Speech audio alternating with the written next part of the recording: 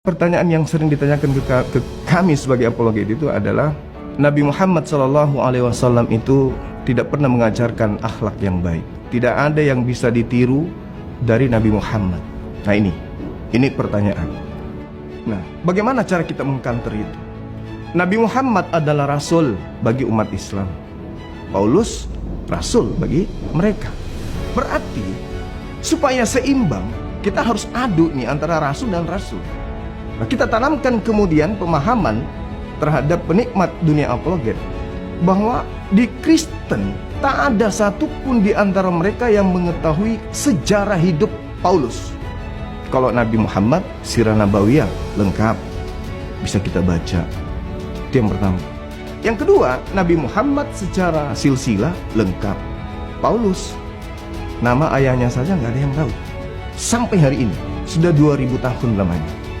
Bagaimana mungkin kemudian orang Indonesia, dalam hal ini umat Islam, yang kitab sucinya 90% ke atas mengajak akal untuk berfungsi, bisa mendudukkan sebuah buku, bisa menunjuk seseorang untuk menjadi pemangku kepercayaan yang mengantarkan kepada kehidupan setelah kematian, sedangkan orang tersebut tidak diketahui siapa, bapaknya siapa, emaknya siapa, siapa kakeknya, dari mana dia mendapatkan catatan-catatan kitabnya. Orang Kristen tak tahu.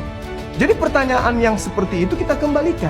Ketika Nabi Muhammad dikatakan pedofil, ketika Nabi Muhammad diceritakan kemudian sebagai orang yang suka dengan janda misalnya, ini fitnah yang sering terjadi. Maka untuk mengcounter itu, tunjukkan satu manusia di zaman Rasulullah yang menceritakan kisah seperti tuduhan Anda.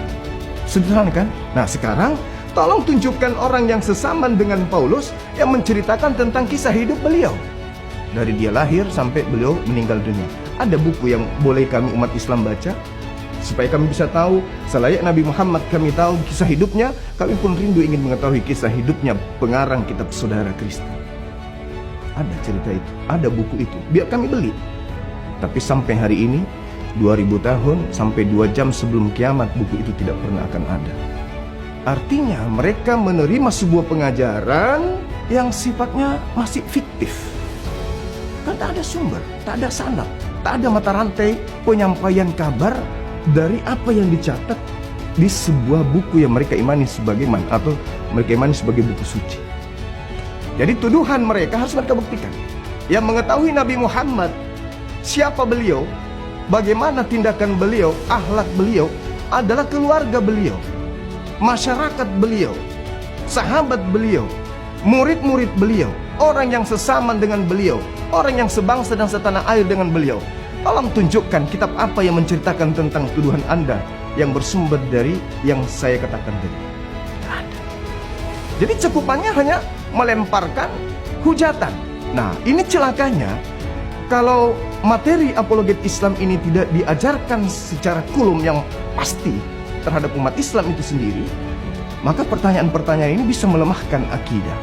Nah, ustadz kita mana ada? Mohon maaf nih, bukan melemahkan para ustadz atau ulama kita dalam kajian dakwah Islam.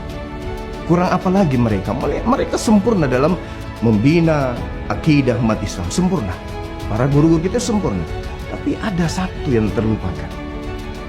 Apa itu? Membentengi akidah umat Islam dari serangan-serangan pemurtadan. Ini yang kurang. Nah, maka beranjak daripada itu kemudian alhamdulillah kita sudah beberapa ustadz yang ikut mengambil bagian di misi dakwah ini. Sehingga dari sisi Islamnya dapat, dari segi pendalaman materi tentang Bible juga dapat. Seperti itu.